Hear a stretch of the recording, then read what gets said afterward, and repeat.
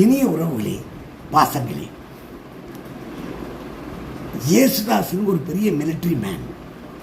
மிலிட்ரியில் இருக்கும்போது சம்பாரிச்சது எல்லாத்தையும் தன்னுடைய மகனுக்கு, ஒரே மகன் ஜோசப்புக்கு அமிச்சு அவனை இடம் வாங்க வச்சு ஒரு வீடு கட்ட வச்சுக்கிறார்.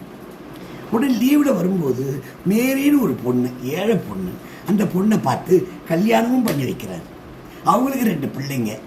நல்லா இருக்க அழகான குடும்பமாக உருவாக்கிறார் அவர்.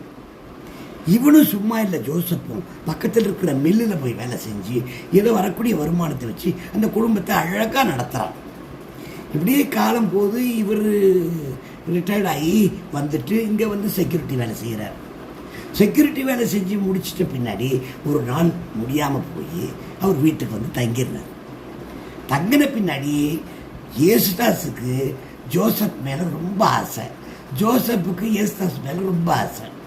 மேரிக்கு ஜோசப் அவங்க வீட்டுக்காரர் ரொம்ப பிடிக்கும், குழந்தைகளும் ரொம்ப பிடிக்கும். இந்த 4 பேர் மட்டும் ஒரு குடும்பமாக இருந்தால் என்ன, இவரோட எக்ஸ்ட்ரா லக்கேஜ் மாதிரி இருக்கா அந்த பொண்ணுக்கு தெரியுது.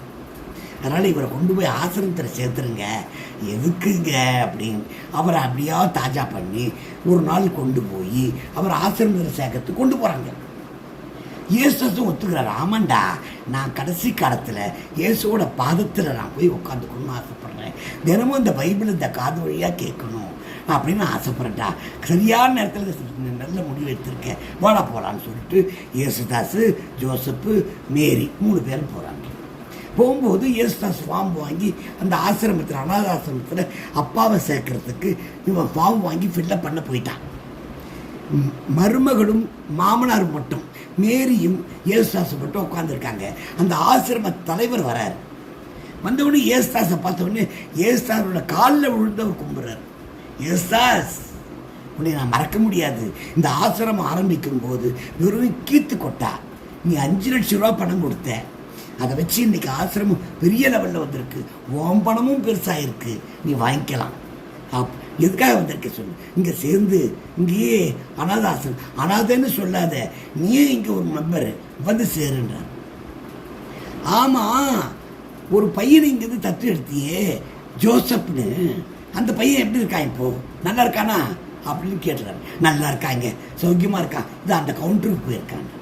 அப்பத்தான் மேரி புரியுது, தன்னுடைய கணவன் தத்தெடுக்கப்பட்டவன். இயேசுதாஸ் தன்னுடைய எல்லா பணத்தையும் கொடுத்தாரு, தன்னுடைய ஆசையை கொடுத்தாரு.